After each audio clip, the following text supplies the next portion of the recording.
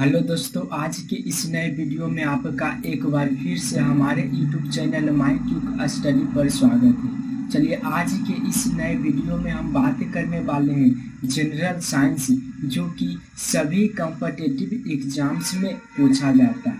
आज के इस सेशन में हम लोग फिजिक्स के कुछ question and chemistry and biology के कुछ क्वेश्चंस को डिस्कस करने वाले हैं। चलिए, आज के इस नए वीडियो को स्टार्ट करते हैं। आप देख पा रहे होंगे कि इसका फर्स्ट क्वेश्चन जो स्क्रीन पर आ चुका है, कह रहा है एक एंगस्ट्रम बराबर होता है। हम लोग जानते हैं दोस्तों कि एक एंगस्ट्रम जो होता है वह 10 के पावर -10 मीटर के बराबर होता है, लेकिन वट इसमें जो ऑप्शन दे रहा है वह सेंटीमीटर में दे रहा है। तो हम जानते हैं कि 1 मीटर बराबर होता है 1000 सेंटीमीटर के, अर्थात 1 मीटर बराबर 100 सेंटीमीटर होता है। इसमें बटा कितना कर देंगे, 100 कर देंगे।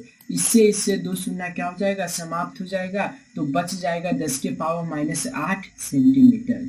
अर्थात इस क्वेश्चन के अनुसार अगर कहते हैं तो एक एंगस्ट्रम बराबर होता वह 10 के पावर -8 सेंटीमीटर के।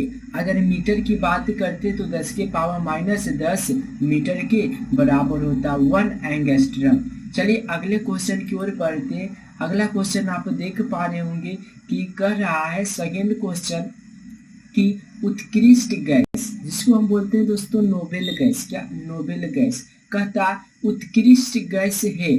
ऑप्शन में मिला त्रिपरमाणविक, इनमें से कोई नहीं, एक परमाणविक, द्वि परमाणविक। इसका जो करेक्ट आंसर हो जाएगा ना वह एक परमाणविक, ऑप्शन नंबर 3, ऑप्शन नंबर 3। चलिए अगले क्वेश्चन की ओर बढ़ते तो क्वेश्चन नंबर आप 3 देख रहे होंगे कि कह रहा है कि निम्नलिखित में से कौन सा हाइड्रोकार्बन कोष्ठक ताप पर द्रव्य, कोष्ठ ताप पर द्रव्य।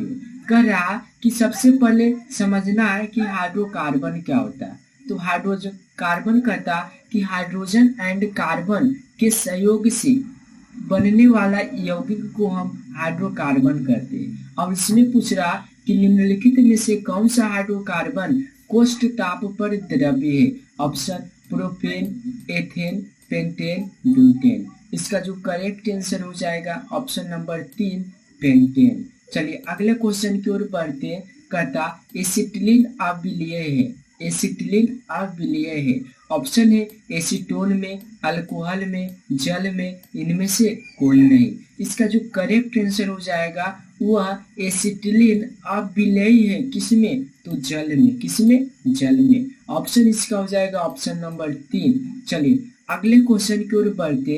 कहता है क्वेश्चन नंबर 5 कि ग्लाइकोल का स्वाद होता है, ग्लाइकोल का स्वाद होता है। ऑप्शन मीठा, फ्लैट, तीखा, खट्टा।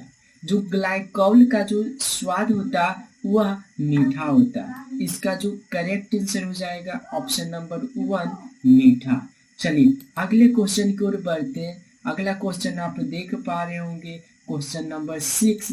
कहता वसा और तेल नहीं घुलते, वसा और तेल नहीं घुलते किसमें। ऑप्शन भी मिला बेंजीन में, क्लोरोफॉर्म में, ईथर में, जल में। इसका जो करेक्ट आंसर हो जाएगा जल में। जल में वसा एंड तेल कभी नहीं घुलता है, कभी नहीं घुलता है। चलिए अगले क्वेश्चन की ओर बढ़ते हैं। तो अगला क्वेश्चन आप देख पा रहे होंगे कि हाइड्रोजन से भरा रबर गुब्बारा, हाइड्रोजन से भरा रबर गुब्बारा ऊपर जाकर फट जाता क्योंकि इसका हाइड्रोजन का भार बढ़ जाता, वायुदाब बढ़ जाता, हाइड्रोजन का दाब घट जाता, वायुदाब घट जाता।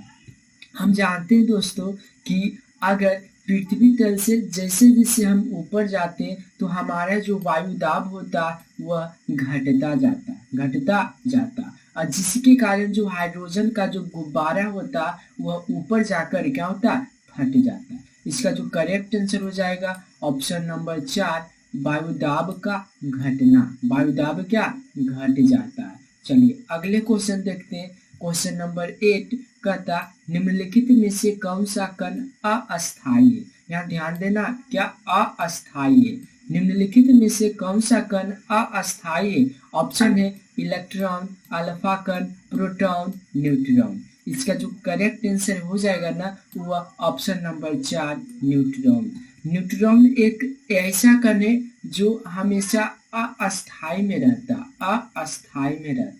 चलिए नेक्स्ट क्वेश्चन देखते हैं। क्वेश्चन नंबर 9 कहता आमीटर का प्रतिरोध शंट के प्रतिरोध की अपेक्षा होता है। एक आमीटर होता, एक शंट होता। यहाँ पे पूछ रहा कि जो आमीटर होता वह शंट के प्रतिरोध की अपेक्षा होता, क्या अधिक होता, कम होता, बराबर होता? इसका जो करेक्ट आंसर हो जाएगा वह कम होता। Option number 2। चलिए अगले क्वेश्चन की ओर बढ़ते। क्वेश्चन नंबर 10 कहता कि जड़त्व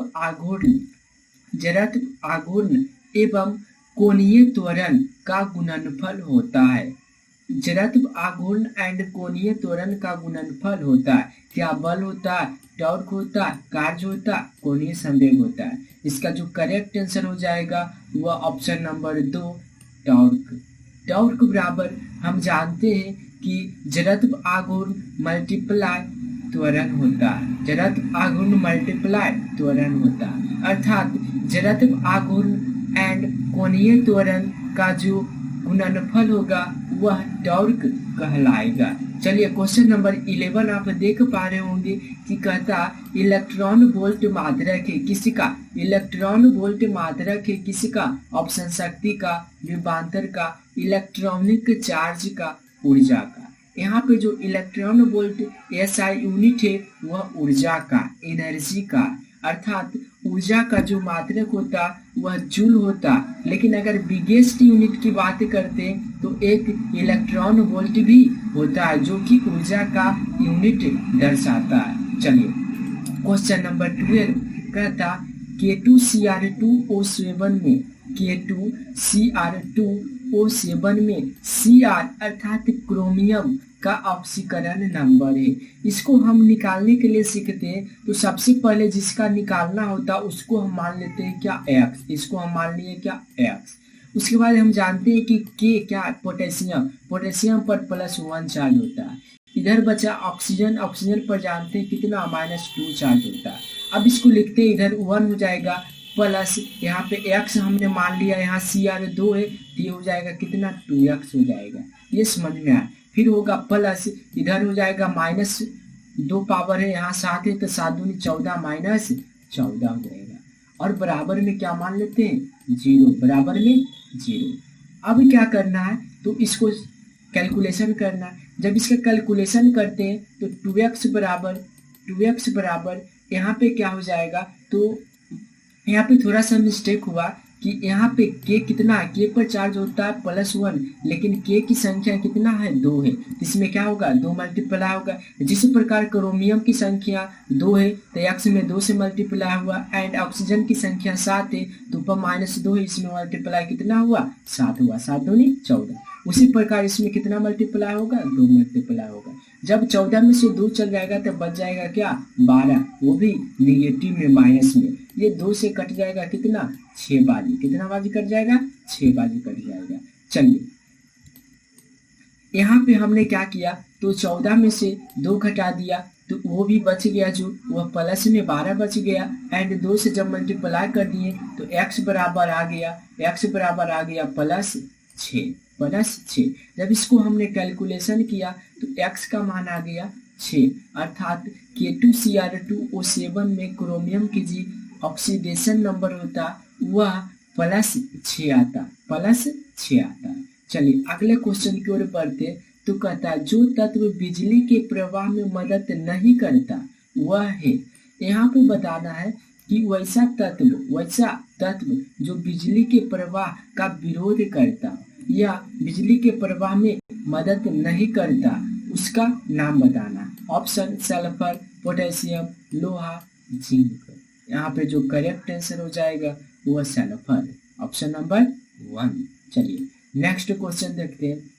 कहता कॉपर सल्फेट को किस धातु के डिब्बे में रखा जाता है? ये जो कॉपर सल्फेट होता वह किस धातु के डिब्बे में रखा जाता है? तो इसको हम Ag धातु के डिब्बे में रखते हैं। जिस प्रकार से हम सोडियम को केरोसिन के तेल, जिसको बोलते हैं मिट्टी का तेल, में क्या कहते हैं, डुबो कर रखते हैं, उसी प्रकार कॉपर सल्फेट को हम Ag धातु के बर्तन में रखते हैं। ये समझ में आया। चलिए इसका जो करेक्ट आंसर हो जाएगा वो ऑप्शन नंबर 1 Ag। चलिए नेक्स्ट क्वेश्चन करा कि अगर किसी घोल का पीएच मान 7 से कम हो, कोई घोल है जिसका पीएच मान क्या 7 से कम हो, तो वह घोल होगा ऑप्शन उदासीन, अम्लीय, क्षारीय, अम्लीय व क्षारीय दोनों। यहाँ पे इसका जो करेक्ट आंसर हो जाएगा वह अम्लीय हो जाएगा, अम्लीय हो जाएगा। अगर कहता है कि पीएच मान, किसी घोल का पीएच मान 7 से कम तो क्या अम्लीय, अगर 7 के बराबर कहता है तो हो जाएगा क्या उदासीन, अगर 7 से अधिक कहता तो क्या हो जाएगा क्षारीय। अर्थात इस क्वेश्चन से हम 3 प्रकार के क्वेश्चन को समझ गए। अगर कहेगा 7 से कम तो अम्लीय एंड 7 से अधिक तो क्षारीय, अगर 7 के बराबर इक्वल तो कहेगा क्या उदासीन। ये बात समझ में आया। लेकिन इस क्वेश्चन के अनुसार कर रहा वो ऐसा घोल बताया जिसका पीएच मान 7 से कम हो, तो क्या हो जाएगा अम्लीय, ऑप्शन नंबर 2।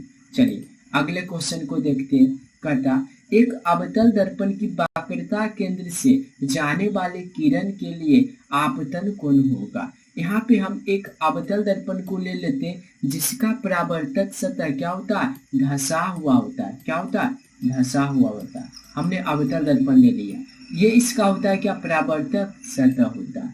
अब यहाँ पे मान लेते हैं क्या है, वक्रता केंद्र, वक्रता केंद्र जिसको हम R से इंडिकेट करते हैं। अर्थात यहाँ से यहाँ तक की दूरी को हमने क्या बोल दिया, R, यहाँ पे वक्रता केंद्र अर्थात यहाँ पे C मान लिया। और प्रधान अक्ष इसी को बोलते हैं जो वक्रता केंद्र से होकर आपतित होता है। समझ में आ रहा है। यहाँ पे ये जो आपतित, फिर से क्वेश्चन कहता है वक्रता केंद्र से होने वाले किरण, जाने वाले किरण जिसको हम बोलते हैं आपतित किरण, आपतित किरण, इसका जो एंगल हो जाएगा, आपतन कोण का जो मान हो जाएगा वह 0 डिग्री हो जाएगा। क्या हो जाएगा, 0 डिग्री हो जाएगा। जिस प्रकार हमने प्लेन मिरर में पढ़ा, जिसे मान लेते हैं यह एक प्लेन मिरर है, ये होता है क्या, आया प्रकाश, तो इसको आपतित किरण बोलते हैं। एंड ये गया तो इसको बोलते हैं अपवर्तित किरण, सॉरी परावर्तित किरण। ये क्या होता है, इसका आपतन कोण और नॉर्मल का क्या होता है, एंगल होता है। एंड ये परावर्तित किरण एंड अभिलंब के बीच का एंगल होता है। उसी प्रकार यहाँ आपतन कोण पूछ रहा, अर्थात ये होता आपतन कोण, ये होता परावर्तन कोण। लेकिन इसमें जब आपतन कोण पूछता है तो क्या हो जाएगा, 0 डिग्री। चलिए अगले क्वेश्चन की ओर बढ़ते हैं। कहता अम्ल वर्षा मुख्यतः किस गैसों के कारण होता है। हम जानते हैं कि जो अम्ल वर्षा होता है, क्या अम्ल वर्षा होता है, वह इनमें से किस गैस के कारण होता है। Option N2, CO2, SO2, CO। इसको पढ़ते, कहता nitrogen, carbon dioxide, sulphur dioxide, carbon monoxide. इसका जो करेक्ट आंसर हो जाएगा option number 3, sulphur dioxide, SO2। चलिए अगले क्वेश्चन की ओर बढ़ते हैं। कहता पृथ्वी के भूपटल में कौन सी धातु प्रचुर मात्रा में पाया जाता है। ऑप्शन कैल्शियम, एल्युमिनियम, लोहा, पोटेशियम। इसका जो करेक्ट आंसर हो जाएगा option number B, option number 2 aluminium. क्या हो जाएगा, एल्युमिनियम। चलिए क्वेश्चन नंबर अगला देख लेते हैं। कहता नेक्स्ट क्वेश्चन की जब 2 kg वाले द्रव्यमान पर कितना, तो 5 न्यूटन का बल लगाया जाता तो उत्पन्न त्वरण कितना होगा। ये तो वेरी इजी है, हमने F बराबर फॉर्मूला लगा देना है, क्या, मास गुने एक्सेलेरेशन, मास गुने एक्सेलेरेशन। यहाँ से हमें मास अर्थात द्रव्यमान दे चुका है 2 kg एंड एक्सेलेरेशन क्या पूछ रहा है, और फोर्स दे दिया है कितना, 5 न्यूटन। ये भी गुना में इधर आएगा तो क्या हो जाएगा, भागा में, अर्थात 5/2। जब इसको काट देंगे तो क्या आ जाएगा, ए बराबर क्या आ जाएगा, 2.5। अब बात आता है कि 2.5 से इसमें 2 ऑप्शन है, option number A and option number 2। अब यहाँ पे ध्यान देना कि जो एक्सेलरेशन होता है, त्वरण होता है, इसका SI यूनिट क्या होता है, तो एक्सेलेरेशन का ऐसा यूनिट होता है मीटर प्रति सेकेंड स्क्वायर, मीटर प्रति सेकेंड स्क्वायर। तो 2.5 मीटर प्रति सेकेंड स्क्वायर। अब इसको मिलाएंगे कौन सा ऑप्शन मिलता है, तो 2.5 मीटर प्रति second square, option number A, option number A. यहाँ पे अगर आपको एक्सेलेरेशन का ऐसा यूनिट नहीं पता रहेगा तो यहाँ पे आप मिस्टेक कर सकते हैं। इसलिए कोई भी जब फिजिकल क्वांटिटी हो तो उसका ऐसा यूनिट याद रखना बहुत बहुत जरूरी होता है। उसी प्रकार से यहाँ जो एक्सेलेरेशन का ऐसा यूनिट हो जाएगा वह मीटर प्रति सेकेंड स्क्वायर हो जाएगा, अर्थात ऑप्शन नंबर 1 2.5 मीटर प्रति सेकेंड स्क्वायर। कहने का मतलब यह हुआ कि जब 2 केजी की वस्तु पर जब 5 न्यूटन का फोर्स लगाएंगे तो वह 2.5 मीटर प्रति सेकेंड स्क्वायर का क्या एक्सीलरेशन त्वरण को उत्पन्न करेगा। चलिए अगले क्वेश्चन हम देख लेते हैं। कहता कि ध्वनि तरंगे, क्या ध्वनि तरंगे निम्न में से किसके कारण प्रतिध्वनि उत्पन्न करती है। यहाँ पे बताना कि जो ध्वनि तरंग होता वह किसके कारण प्रतिध्वनि या इको, जिसको बोलते हैं इको, उत्पन्न करता। ऑप्शन दिया अपवर्तन, विवर्तन, परावर्तन, अवशोषण। यहाँ पे जो इसका करेक्ट आंसर हो जाएगा वह परावर्तन। क्या हो जाएगा, परावर्तन। परावर्तन के कारण क्या होता, ध्वनि तरंग में क्या होता है, इको उत्पन्न होता है, इको उत्पन्न होता है। जब हम ध्वनि को उत्पन्न करते हैं तो क्या होता है, वह दीवारों से जाकर टकराता है, और हम जानते हैं कि टकराने की क्रिया को हम बोलते हैं क्या, परावर्तन बोलते हैं। अर्थात ऑप्शन नंबर सी अर्थात 3 इसका करेक्ट आंसर हो जाएगा, करेक्ट आंसर हो जाएगा। चलिए आगे देख लेते हैं। कहता कि अगर आप अभी तक हमारे चैनल को सब्सक्राइब नहीं किए तो प्लीज हमारे चैनल को सब्सक्राइब कर लीजिए और बेल आइकन को भी प्रेस कर दीजिए, जिससे आपको न्यू वीडियो का जो नोटिफिकेशन होता वह मिलता रहेगा, वह मिलता रहेगा।